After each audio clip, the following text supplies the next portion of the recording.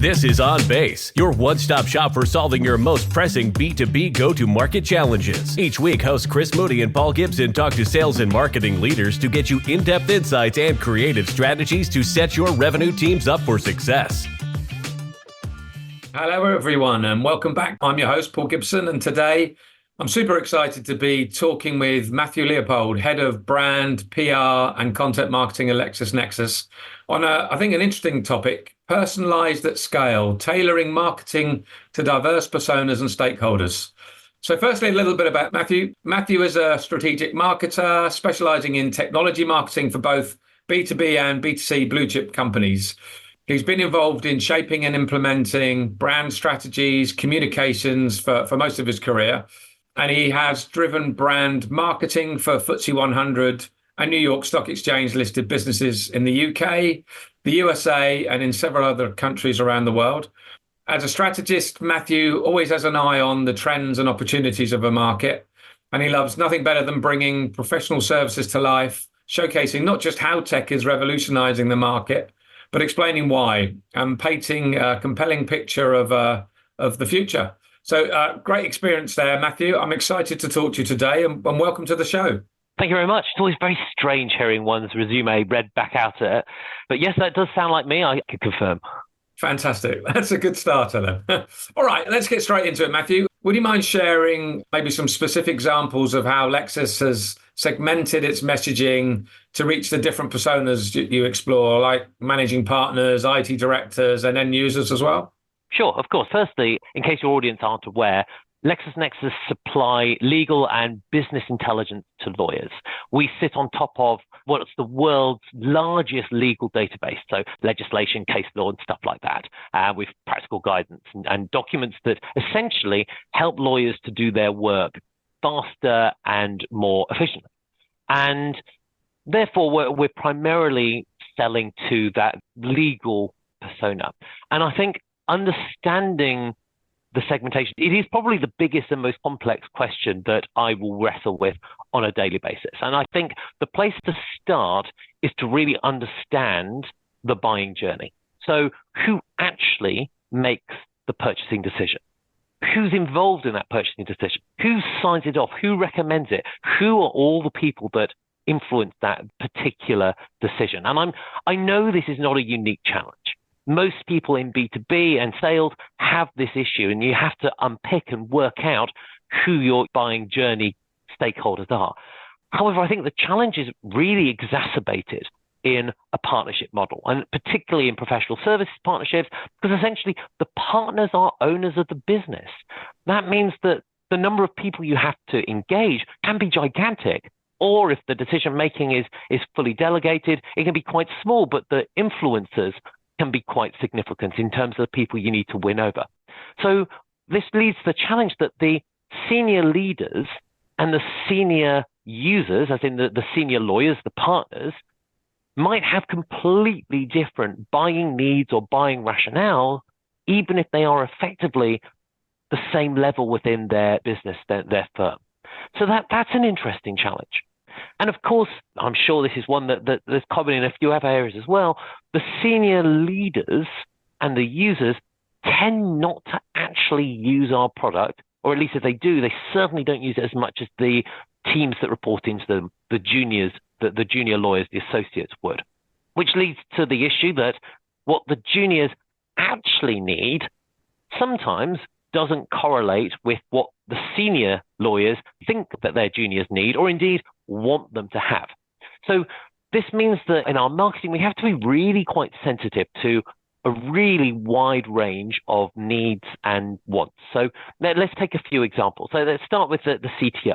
Often in professional services, the CTO is not actually the decision maker. However, they are a really important consulted role.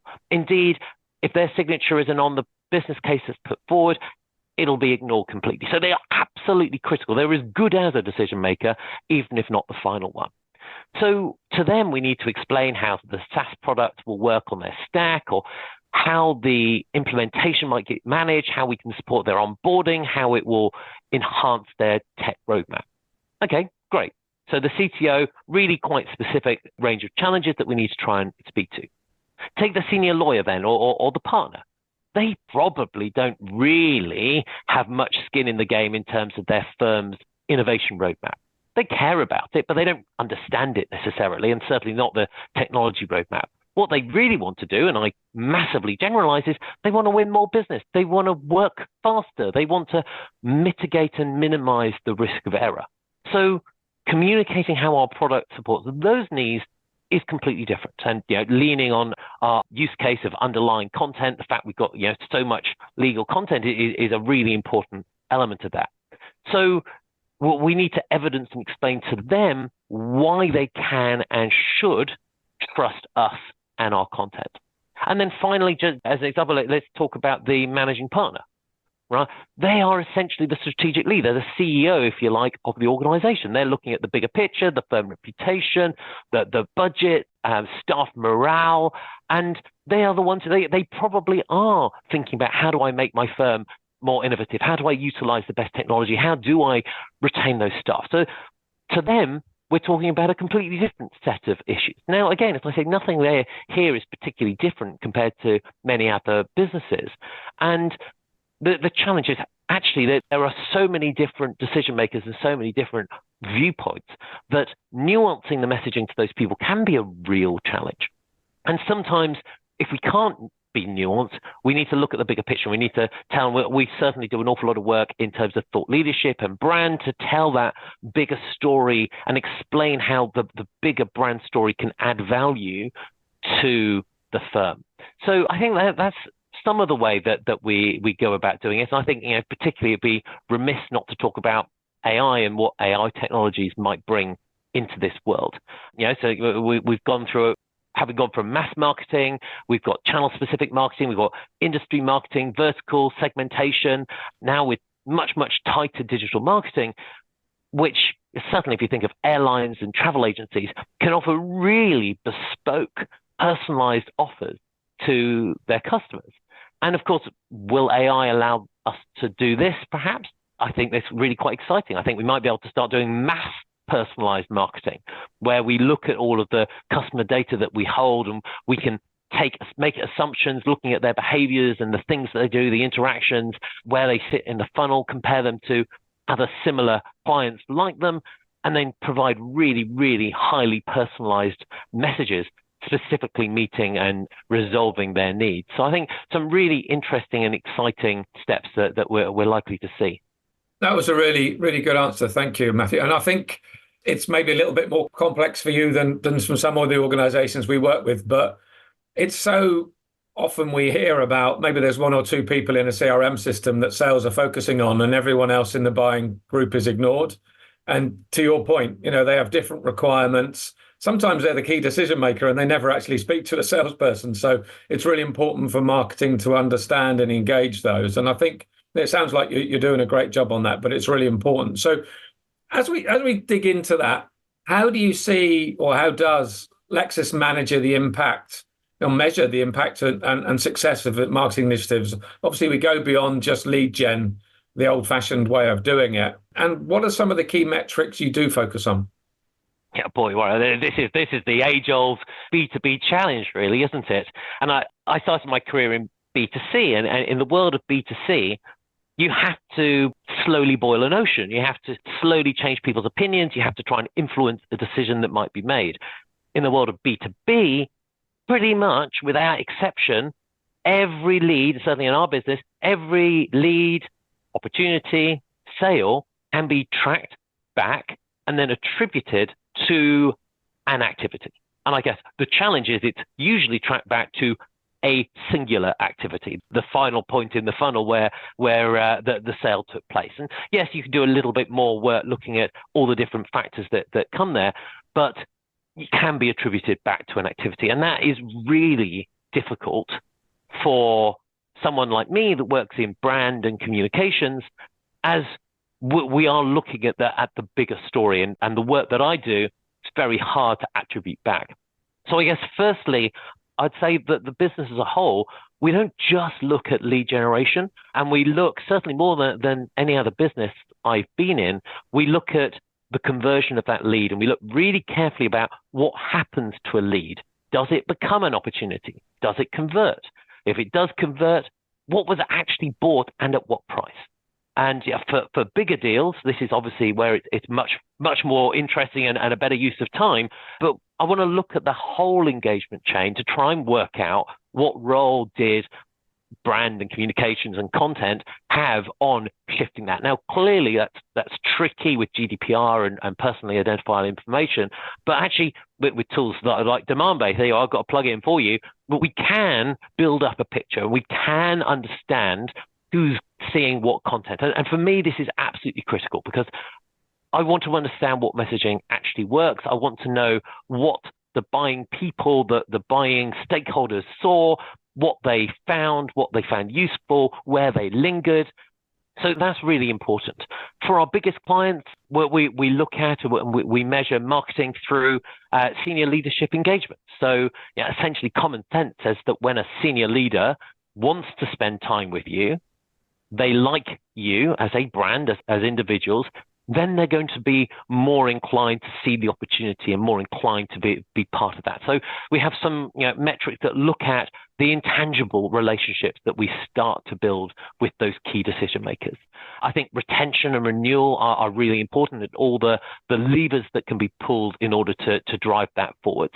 And certainly where we started to change a little bit is we've just got an AI product that is live in the United States, and it's very soon to come to the UK.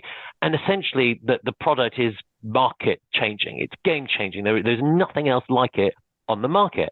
So we've got an incredible opportunity to tell the world about how we are leading in technological developments, technological advances, and really enhancing the world of our clients. So starting to actually, and this is something we've never done before at Lexis, starting to look at the share of voice, starting to look at the awareness. When you have a brand that is so universally well known, when you have products that are so comfortably relied upon by huge swathes of the market, share of voice and awareness doesn't really register so high on the agenda for brand marketing. But certainly when we've got a new product out, which is going to be a massive step change for our clients and for us, those targets start to become much, much more important to us to unpick and understand. Yeah, and that's really interesting. We talk about B2C and B2B. One of the big differences, if you're launching a new product, as you are, if you get it wrong, you can spend an awful lot of time, budget, and resource raising awareness of this to companies that you can never even sell to, which is obviously something we want to move away from. But down the line, if you do that, and you get those companies engaging with you, coming to your website, from the sales perspective, they're chasing after deals that they can't close. And then if they're skilled enough, is that the right word, to actually close that deal that probably isn't a good fit, you're going to have problems around your renewal rates, is what you're talking about. So I think it's really interesting that you've got this new launch coming out, but you also know where to focus and who to focus on, which I think will be a big changer. So you mentioned data privacy regulations. And you also said about, you're personalizing your digital marketing. How do you combine the two, and what tactics have you undertaken as you try to overcome that particular data privacy challenge? So I'm certainly not the best person to answer that question. So we're a FTSE 10 business, and we operate in the legal industry. So it will come as absolutely no surprise that we are exceptionally robust, strict, beyond fault about how we comply with the law and regulations. Our interpretation of the law is as far along the line of erring it safe as it possibly can be. And if you like, if being compliant is merely a hair's breadth above being illegal, then we are comfortably operating in the exceptionally compliant box, right? There are no gray areas. The integrity and security of that client information is just baked into the business from day one. And I guess there's no surprise, right? The legal industry trades completely on trust. It's a profession that requires their clients to trust the lawyer. And as such, that chain of trust just has to continue from the lawyer to legal technology suppliers like us. So for marketing, this is a challenge. And in fact, you ask, how do I overcome those challenges? And I think, if I'm being really honest, we don't overcome the challenges, we work within the challenges. And I think that means that if we can't be as tightly bespoke with a marketing message as we'd like to be because we don't have the information, then we've got to do one of two things. We either have to go with really nice, tight messaging and accept that there will be wastage on that messaging, or we have to go with a higher brand-led message, as I talked about earlier on, that can resonate across the board, across different buying personalities, and then nurture and educate and support our teams who are lower down the funnel to be much tighter with their messaging to try and respond to the information that is shared with them in the appropriate way. So as I say, I don't think I'm really the right person. There is so much complexity in this particular world, and it is enormously frustrating. And I think it's enormously frustrating for most people that work in regulated industries or professional services. What you'd love to go out and do, it's probably okay to go out and do, but actually because trust and reputation is of such importance, the decision is usually made to err on the side of caution. Yeah, and I think that's the safest place to be. And again, demand-based, we sell across the globe, and the data privacy law or the interpretation of it is different whether you're talking to someone in the US or Germany or France, etc. So it's a whole minefield, and we probably spend longer going through that side of any projects than actually convincing someone to use demand-based. So it's one of those things that's just going to run and run. But yeah, thank you for giving it your best stab anyway, as a non-expert, as am I. So just changing things slightly then. So I think one of the things Lexis tries to do is bring together those different stakeholders within those law firms. I think you mentioned managing partners, IT directors, and end users. How are you actually enabling them to collaborate more effectively? We are relatively unique in our market position. And by that, what I mean is all of the stakeholders that you've just listed and we've talked about, they all have a very clear need and relationship with LexisNexis and our product. So unlike perhaps typical SaaS or infrastructure products, products, whatever, that they might be the IT director's baby, but they're possibly unknown or unnoticed or irrelevant to the end user. So that's a common challenge for an IT director, a CTO. Or perhaps there's a specific legal technology gadget that has a small but evangelical following from the legal doers, the legal associates or maybe partners. But this might be considered shadow IT, as in it's stuff that goes in under the radar from the main tech stack, or perhaps it's too small, too niche, too specialized to register on the value list, if you like, for IT leaders. And LexisNexis kind of transcends both, because we're a known and trusted brand with known and trusted products, and we're a core system. So IT have to know about us, and they have to understand how we support their IT vision. Now, the reason I mention that is because being that single supplier that has a relationship with both the technology side and the legal end user means that sometimes we can help facilitate conversations across firms as we are that single point of common interest. So we can help them solve their problems internally by helping to join those dots. Or indeed, we can help build networks or relationships for the same role across multiple firms. So helping CTOs or CIOs, helping senior lawyers, innovation specialists across different firms, share notes and work together to solve their similar problems. And I think it's about how do we add that value as best as we possibly can. And as we're talking, I just think next week I am presenting some AI thought leadership that we've done to a top 20 firm. And in the room, there will be the managing partner, the senior partner, the CTO, the knowledge leaders, some of their senior partners.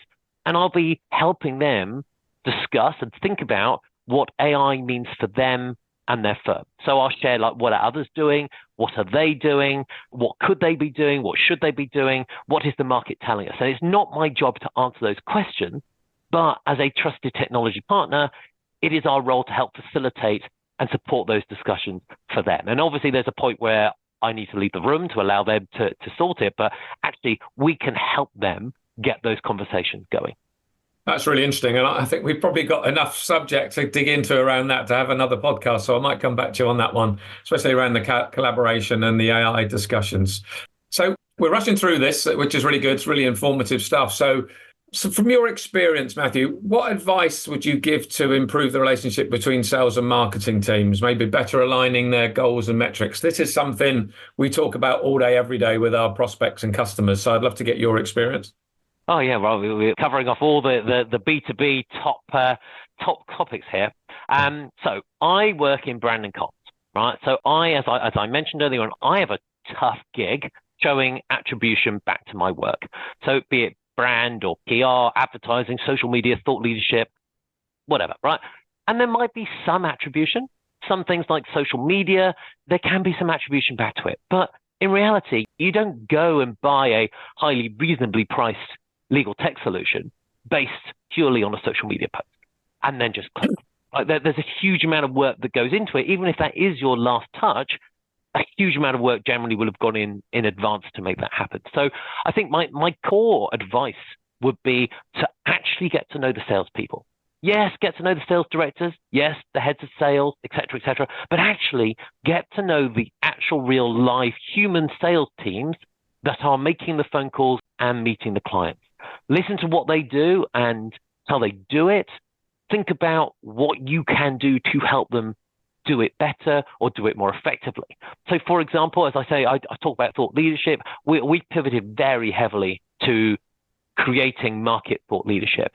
And one of the things we've created is we've used Tableau to take some of the insights from our thought leadership, tag them, work them out by segment, by persona, and then allow our salespeople to access what we call our insight engine so they can select who it is they're going to have a meeting with, what their core issue and problem might be, who they are, what their point is in the decision-making process, and whang, bam, there it comes, the statistics, the numbers, the insights that we think are going to be most relevant to that person.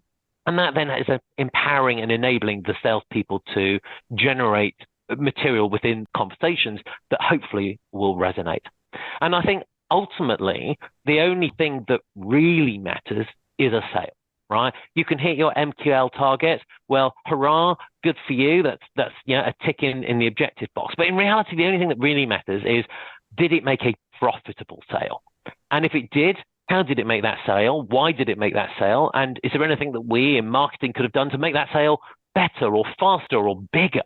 What can we do now to improve in our world, increase usage of our product and prepare even now for the renewal? How can we start to try and fix that? And of course, if it didn't end up in a sale, why didn't it? And what could we do about it? And I think no matter how many meetings I have with our clients or with lawyers, I will never have as much time on the front line as our salespeople will. They will hear the problems and the concerns of prospects and clients. They will hear what the barriers are. They will identify insights. And we've just got to make sure that our job in marketing is to create the leads for sales. So we have to make sure sales are involved as much in our marketing planning as well. So I think it's as much as possible having two-way conversations and communication with the frontline sales team, not to bash them on the head about not following up on potential leads or opportunities, but to really understand what is the market saying and what materials do the salespeople want and need to engage with the client. So in the world of thought leadership, we ask, is this a topic that's going to resonate? Can you imagine yourself having a conversation on this topic with a client? And if you did, what sort of statistics would you need? What sort of leave behind do you want? What does the presentation need to say or do? Yeah, I think that's excellent. And that approach is really refreshing to hear. And I think it's so important from both marketing and sales. If I'm a salesperson and I've got marketing spending the time to understand all these things and knowing what I'm trying to achieve, that gives me as a salesperson confidence that it's not just marketing throwing a load of leads over the fence and hoping it's relevant. It's going to be relevant. I know that when marketing provide me some opportunity, an insight on an opportunity it's something that's relevant to me and I've got a good chance of closing and I've got marketing support. So I think that's really good to hear. And it's something we don't hear enough. So kudos to you and your team for having that approach. I think this has been a really informative session. I think we could go on for hours, but we have a time limit, unfortunately. So just to finish off today's session, is there a book, a blog, maybe newsletters or something that you follow, listen to regularly that you'd recommend to the listeners?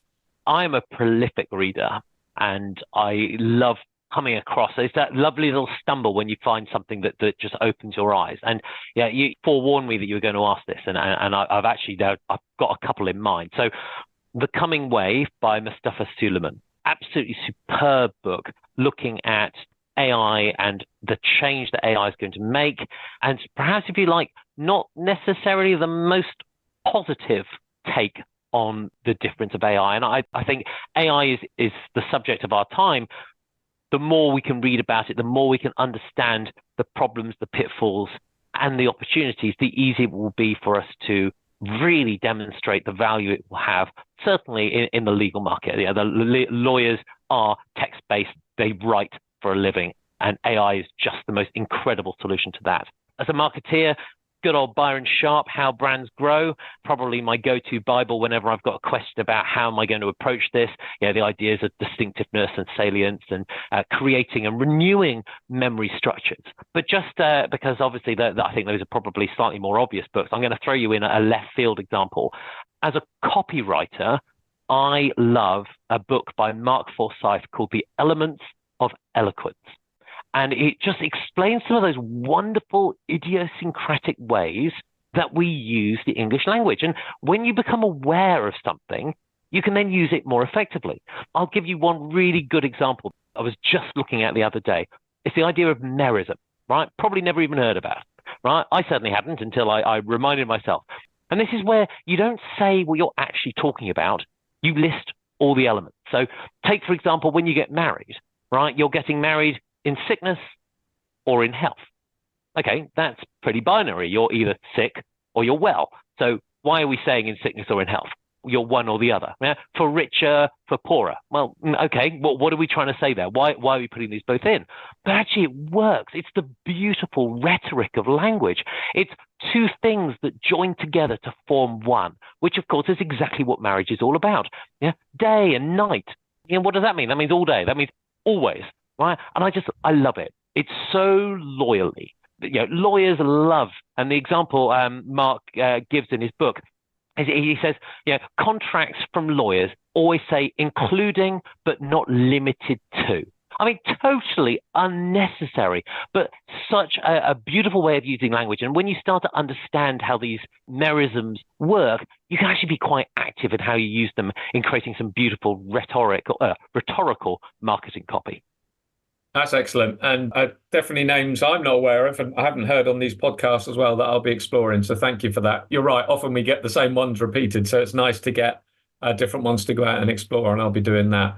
So a selfish one, this really. Are you able to share, if you're happy to, names of a couple of inspirational people in the B2B space you think we should be interviewing on a podcast like this? Yeah, sure. Some names immediately sprung to mind. So firstly, there's Nikki DeKretzer, who used to be my line manager in a previous job. She is really, really skilled at scaling SaaS businesses and taking them from perhaps the SME side right into enterprise. And she's really knowledgeable, very, very focused on how to do it and delivering the leads and opportunities. So it's that wonderful balance between understanding how you need to shift a brand whilst also maintaining the core commercial requirement underneath that. My friend and colleague, Ian Thompson, he's a brand and sponsorship consultant. He's been my go-to in a lot of the businesses I've worked in because he helps really unpick what is driving a brand and what is driving people's consideration of that brand. And he does an incredible job of just cutting through my waffle and the waffle of the noise in the world of brand to really laser focus on what it is that's driving success and what isn't. So he looks at the sort of the measurement and evaluation in those worlds. And then finally, I've got huge amounts of respect for Ellie Thompson from Delphi. She and her team look at PR, but a much more commercial PR. They look at the positioning of organizations and looking at much bigger communication strategies in order to really step change opinions and views internally and externally. And I think she and the Delphi team are really, really on point at achieving that. That's great. Thank you. We will definitely be reaching out to those people on your recommendation, and hopefully you'll hear them on a future podcast. So last but not least, if you're open to it, Matthew, how can people get in touch with you after this podcast in case they have things they want to follow up on? Always delighted to hear from people. Probably best to track me down on LinkedIn. There aren't too many Matthew Leopold, so certainly my smiling face will be shining out as soon as you type my name in. Fantastic. Excellent. Well, thank you, Matthew. That's all we got time for today, but I think that was a really excellent and informative session. Thank you for the opportunity. Thanks everyone who listened today. I recommend you explore past ones and future ones we'll have, especially with the guests that Matthew recommended. So thanks everyone for listening, for your time. I appreciate that, and look forward to speaking to you again soon. Thank you. Thanks for joining us for On Base. If you enjoyed this episode, please be sure to share, rate, review, and subscribe on Spotify, Apple, YouTube, or wherever you get your podcasts. This show is brought to you by Demandbase, the only account-based experience platform built for sales and marketing alignment.